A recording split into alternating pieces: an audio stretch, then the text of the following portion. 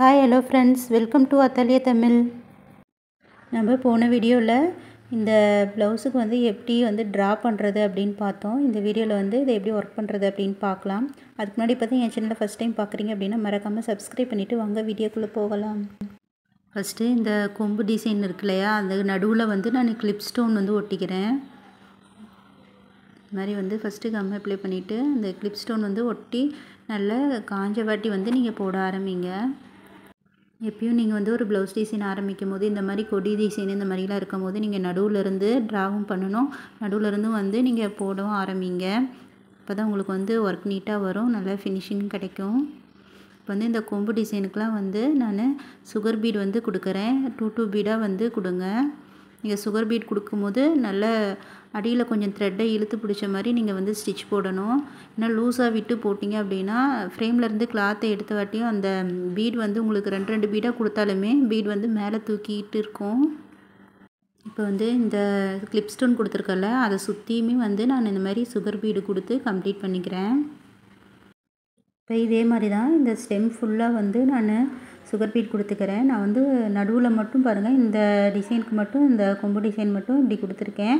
மற்றதெல்லாம் வந்து பாருங்கள், இந்த நெக் ஃபுல்லாக வந்து இந்த மாதிரி வளைவாக வந்து ஃபஸ்ட்டு அந்த ஸ்டெம் மட்டும் நான் போட்டுட்டு அதுக்கப்புறம் இந்த கொம்பு டிசைன் மாதிரி கொடுக்குறேன். இப்படி கொடுக்கும்போது உங்களுக்கு அந்த கொம்பு டிசைன் வந்து இந்த கொடி மாதிரி இருக்கிறது வந்து உங்களுக்கு நேராக இருக்க மாதிரி இருக்கும். தனித்தனியாக கொம்பு டிசைனை நீங்கள் ஃபில் பண்ணும்போது உங்களுக்கு அது வளைஞ்சிருக்கிற மாதிரி இருக்கும்.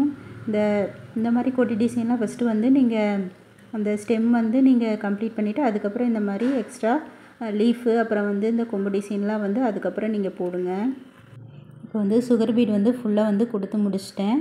அடுத்தது வந்து நம்ம லீஃப் வந்து ஃபில் பண்ணலாம். நீங்கள் இந்த மாதிரி சின்ன சின்ன லீஃப்லாம் எப்படியும் ஃபில் பண்ணும் போது பாருங்கள் அவுட்லைன் போட்டு போடுங்க. அதுக்கப்புறம் இந்த மாதிரி நான் ஸ்லாண்டிங்காக லீஃப் ஃபில்லிங் வந்து போட்டு வரேன். இந்த மாதிரி போடும் போது நீங்கள் அந்த லீஃபோட பாதியிலேருந்து வந்து ஸ்லாண்டிங்காக ஆரம்பிக்கணும். ரொம்ப வந்து நீங்கள் கீழேருந்தே ஆரம்பிச்சிங்க அப்படின்னா ரொம்ப அந்த ஷார்ட்டாக ஆரம்பிச்சிங்க அப்படின்னா உங்களுக்கு மேலே போக போக வந்து அந்த லீஃப் வந்து நேராகிட்டு வந்துடும், அந்த ஷேப்பே உங்களுக்கு வராது. எப்பயும் இந்த மாதிரி லீஃப்லாம் வந்து நீங்கள் அந்த பாதியிலேருந்து கொஞ்சம் டைமண்ட் ஷேப்பில் வர மாதிரி இந்த லீஃப்லாம் வந்து போடுங்க பிகினர்ஸ்லாம். அப்படின்னா உங்களுக்கு அந்த ஃபில் பண்ணுறதுக்கு நல்லா வரும். பாருங்கள், இந்த மாதிரி ஷார்ட்டாக போட்டிங்கன்னா இப்படி நேராக வந்துடும். இப்போயும் இந்த லீஃபோட பாதியிலேருந்து நம்ம வந்து போடணும். இப்போ முடிக்கும் போது நம்ம இந்த மாதிரி பாதியில் கொண்டு வந்து முடிக்கணும். அப்படி முடிக்கும் போது உங்களுக்கு அந்த ஷேப் வந்து கரெக்டாக வரும். இப்போ பாருங்கள், எனக்கு ஃபஸ்ட்டு லீஃப் வந்து டைமண்ட் ஷேப்பில் போட்டிருக்கேன். ரெண்டாவது லீஃப் வந்து கொஞ்சம் அந்த டைமண்ட் ஷேப் இல்லாத ஓவல் ஷேப்பில் இருக்க மாதிரி இருக்குது. இந்த மாதிரி இருக்கும் போதெல்லாம் பாருங்கள், கொஞ்சம் வந்து நீங்கள் ஷார்ட்டாக போட்டுட்டு அதுக்கப்புறம் அந்த லாக் செயின் வந்து கொஞ்சம் லாங்காக போட்டுட்டு அந்த லீஃபோட பாதியிலேருந்து நம்மளுக்கு வந்துடும். இந்த மாதிரி அந்த ஸ்லாண்டிங்காக போகிற லைன் வந்து உங்களுக்கு கொஞ்சம் லாங்காக போடுங்க. இந்த மாதிரி வந்து அந்த பாதி லீஃப்க்கு போட்டிங்க அப்படின்னா தான் உங்களுக்கு அந்த ஷேப் வந்து கரெக்டாக வரும். பாருங்கள், அந்த லீஃப் ஷேப் வந்து உங்களுக்கு முடிக்கும் போதும் கரெக்டாக வரும். நீங்கள் முடிக்கும் போதும் பாருங்கள் நம்ம பாதி லீஃபோடு வந்து முடியுது. இந்த மாதிரி முடித்து அவுட்லைன்லாம் நீங்கள் போடும்போது உங்களுக்கு இன்னமுமே நீட்டாக இருக்கும். பிகினர்ஸ்லாம் வந்து இந்த மாதிரி சின்ன சின்ன மிஸ்டேக்கும் வந்து நம்ம பார்த்து போடும்போது நம்மளுக்கு வந்து அந்த ஒர்க் வந்து நல்ல ஃபினிஷிங்காக இருக்கும், ரொம்ப நீட்டாகவும் இருக்கும். அடுத்தது பாருங்கள், அவுட்லைன் வந்து ஜரி த்ரெட்டில் கொடுக்குறேன். நீங்கள் அவுட்லைன் கொடுக்கும்போது சின்ன சின்ன செயினாக வந்து போடுங்க. இந்த ஷார்ப்லாம் வளைக்கும் போது பாருங்கள், இந்த மாதிரி உங்களுக்கு நல்லா வந்து ஷார்ப்பாக வரணும். நீங்கள் லீஃப் வந்து சரியாக போடலைனாலுமே அந்த அவுட்லைன் வந்து போடும்போது நீங்கள் நல்ல ஷேப்பாக கொண்டு வாங்க. அடுத்தது பாருங்கள், இந்த மாதிரி கொம்பு டிசைன்லாம் போடும்போது பாருங்கள், நம்ம அப்படியே போடும்போது இந்த மாதிரி கேப் வரும். உள் சைடு வந்து வளைக்கும் போது நீங்கள் அது வந்து எப்படி போடணும் அப்படின்னா பாருங்கள், இந்த மாதிரி நல்லா அந்த பீடுக்கு அடியில் வந்து நீங்கள் நீடியில் விட்டு அதை ஒட்டியே வந்து நீங்கள் செயின் ஸ்டிச் போடணும். இந்த மாதிரி நீங்கள் போடும்போது பாருங்கள் அவுட்லைன் வந்து அந்த பீடை ஒட்டியே நம்மளுக்கு கரெக்டாக வந்துடும். அடுத்தது பாருங்கள், நம்ம அவுட்லைன்லாம் கொடுக்கும்போது நம்ம பீடு ஒர்க்கை சுற்றி அவுட்லைன்லாம் கொடுக்கும்போது நம்ம அங்கங்கே வந்து எண்ணெட் போட்ட அந்த லூப் வந்து தூக்கிட்டுருக்கோம். பாருங்கள், இந்த இடத்துலையும் வந்து தூக்கிட்டுருக்கு பாருங்கள். அது வந்து நம்ம அவுட்லைன் போடும் போது அந்த லூப் மேலேயே வந்து நம்ம தெரியாத மாதிரி போடணும். பாருங்கள், இந்த லூப் மேலே வந்து நான் அந்த மேலேயே வந்து அவுட்லைன் வந்து தெரியாத மாதிரி போடும்போது நம்மளுக்கு அந்த எண்ணாட்டும் வந்து நம்மளுக்கு சேஃபாக இருக்கும், பிரியாது. பாருங்கள், இப்போ தெரியல பாருங்கள், இந்த மாதிரி போடும்போது உங்களுக்கு அங்கங்கே லூப் வந்து தூக்கிட்டு இருக்காது, நீட்டாக இருக்கும். இப்போ அடுத்தது வந்து பாருங்கள், நம்ம இந்த இடத்துல இந்த உள் சைடு மட்டும் நான் வந்து பானி ஸ்டிச் போட போகிறேன். பானி ஸ்டிச் வந்து நம்ம நல்லா சின்ன சின்னதாக போடணும். இந்த உள்ளே இருக்கிற சின்ன சின்ன வளைவுக்குமே வந்து ஃபுல்லாக வந்து நம்ம கம்ப்ளீட் பண்ண போகிறோம். இந்த மாதிரி சின்ன வளைவுக்குலாம் வந்து லைனாக போடுங்க. அப்படி அதோட கொஞ்சம் வந்து பெரிய கேப்புக்கெலாம் வந்து அந்த ஜிக்ஸாக் ஷேப்பில் வந்து வளைவாக போடுங்க.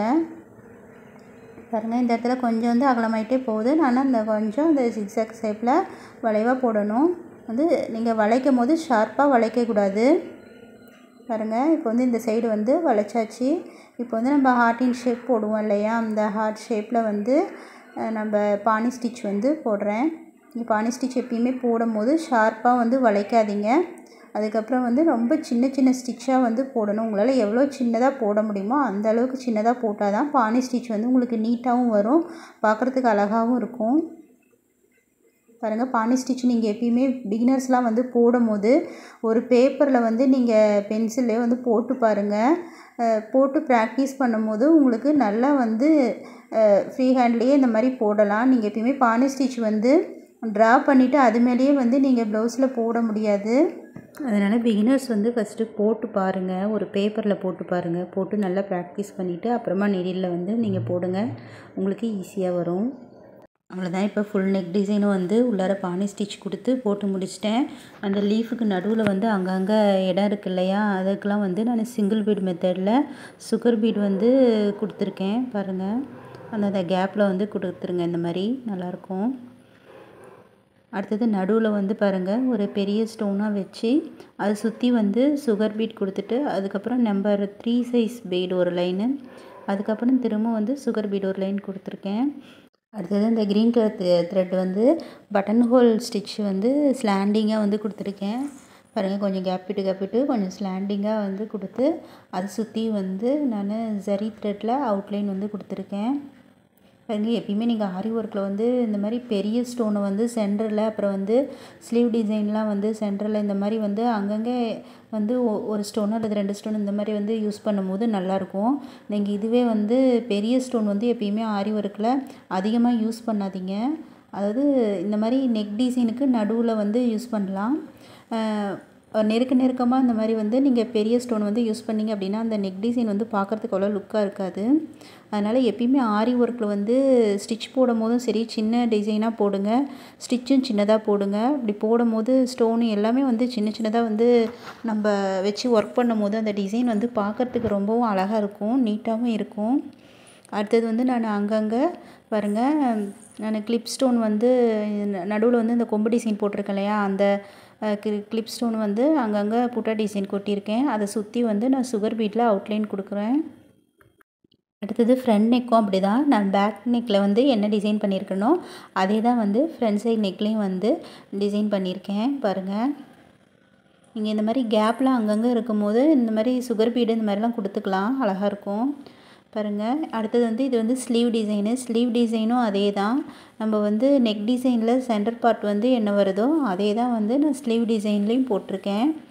அதில் வந்து சும்மா இந்த பக்கம் 2 கொம்பு டிசைன், இந்த பக்கம் 2 கொம்பு டிசைன் மட்டும் எடுத்து நடுவில் வந்து நம்ம நெக் டிசைனில் வந்து போட்டிருந்தோம் இல்லையா, அதே தான் வந்து நடுவுலையும் போட்டிருக்கேன். அவ்வளோதான் ஃப்ரெண்ட்ஸ், இந்த வீடியோ பிகினருக்கு யூஸ்ஃபுல்லாக இருக்கும்னு நினைக்கிறேன். உங்களுக்கு யூஸ்ஃபுல்லாக இருந்தால் மறக்காமல் ஒரு லைக் பண்ணுங்கள், உங்கள் ஃப்ரெண்ட்ஸ் அண்ட் ஃபேமிலிக்கும் ஷேர் பண்ணுங்கள், மறக்காமல் சப்ஸ்கிரைப் பண்ணுங்கள். சப்ஸ்கிரைப் பண்ணிவிட்டு பக்கத்தில் இருக்க பெல் பட்டனை கிளிக் பண்ணுங்கள். கிளிக் பண்ணிவிட்டு அதில் ஆல் அண்ட் ஆப்ஷன் செலக்ட் பண்ணுங்கள். அப்போ தான் நான் போடுற எல்லா வீடியோவையும் உங்களால் மிஸ் பண்ணாத பார்க்க முடியும். தேங்க்ஸ் ஃபார் வாட்சிங்.